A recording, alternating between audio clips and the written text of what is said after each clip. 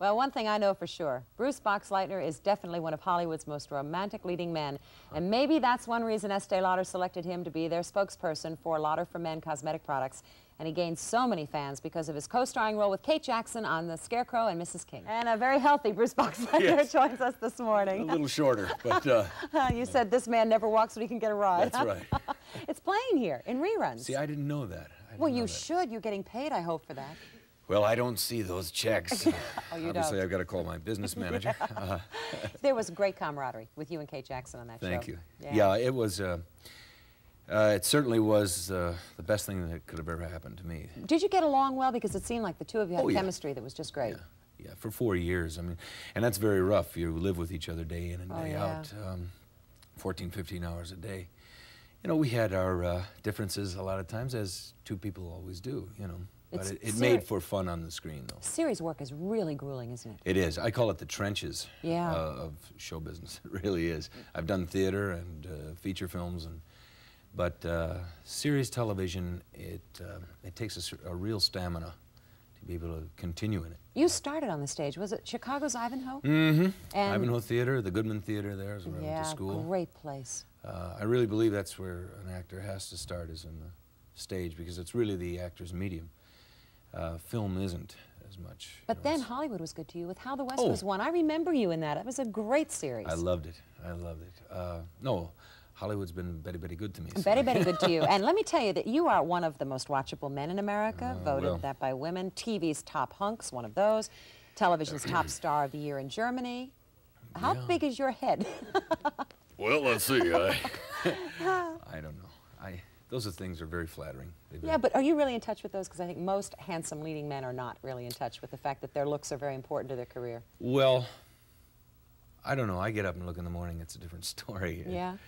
Yeah. We all, you know, Marilyn Monroe said what she saw in the mirror was all the flaws. And I think that's everybody. That's something that I don't think about too much, and it's just, it's very flattering, like I said, and it's something that press people love to have and throw around. But if you really are into it for that, you're not going to last very long, because everything changes. You're a single parent now, aren't you? Yeah. Yeah. I mean, I have share custody with my ex-wife, but... 2 sons? 2 sons, Sam and Lee. Yeah. That is great. They're the light of my life. Are they? Yeah. You a good daddy? I hope I am. I think because of divorce and things like that, you tend to want to overdo it, you know, a little bit, I guess out of guilt or what have you, you know.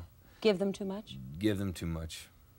I guess so, you know. It's, you feel a need to really try to show them how much you do love them, you know, and... That's all right, Bruce. I guess I overdo it. It's okay. No, it's all right. You have a wonderful setting for showing them, too. You're a brancher, aren't you? Yes. Horses are really important to you. Yeah, very much so. It's, I think, you know, all my life, I wanted to have horses, and then when I finally could afford to, and they are expensive, I got into it about 12 years ago. And your boys are, what, 8 and 5? Is that right? No, much younger than that. Are they? Well, one's going to be 8, and the other one will be 2.5. So the 2.5-year-old's probably not been on a horse, but the 8-year-old. Oh, he loves the horse. Really? Oh, yeah. That's the time to get him riding. It's so great to have them care about something else that lives, isn't it?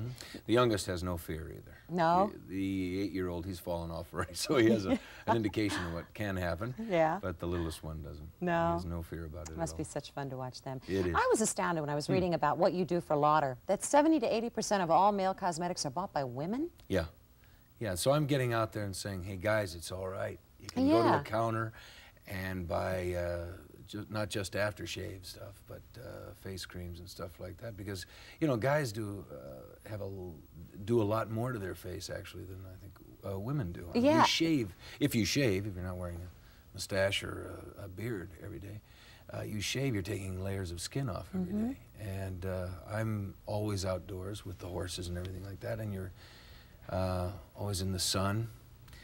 What I was always using for Lauder was that I'm the perfect one to be using it, because you're 14 hours a day in makeup. They don't take that makeup off after every shot. You just keep adding it and adding it and adding it after, you know, that long. you get a lousy complexion. You really all that need stuff. to cleanse Yeah, really you do. well, don't You you? do. But even people that don't wear makeup, I mean, we're talking about a world that's a bit impure these days. I mean, the air's not exactly clean. clean. The air's not good. Men that are outside a lot are just risking a lot with their skin. And so, you know, when they first approached me about this, I thought, what? I've never even given it a second thought. Cosmetics for men.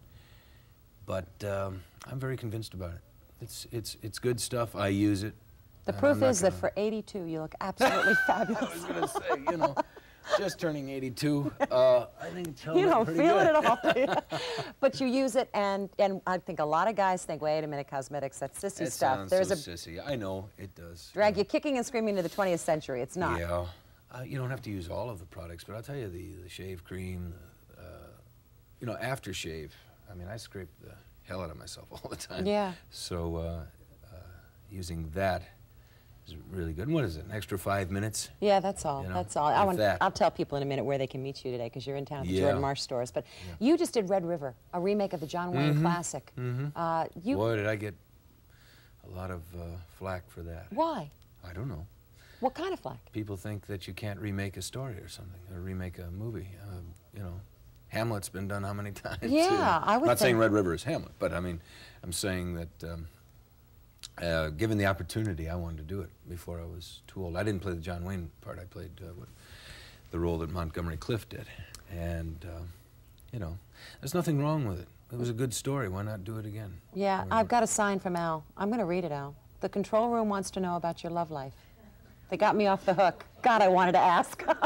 What about They it? would like to know. Well, you know, is there a lady in your life? Al? See, Al wants to know. He's the one that wants to know. What's Al's problem? No. It's his beard. He never shaves his face. That's the problem. We have some water for men. No, my love life is pretty open right now. Is it? Yeah. You taking, I'm just you dating taking around. bids? Taking bids. Forget it, Al. No. In Boston, too. Yeah, Gee. right. No. No, it's pretty open right Is now. I'm it? just dating around. It's not, I'm not in any position to be serious about anybody right now. Why? Too soon? Just For me, it is, yeah. Yeah, want some time to just find out who Yeah. you are and find Yeah. the right lady? Yeah, I'm not looking for a right lady right now. I'm just No? out there fancy free, so to speak. Yeah, well, You know. I'm not, so.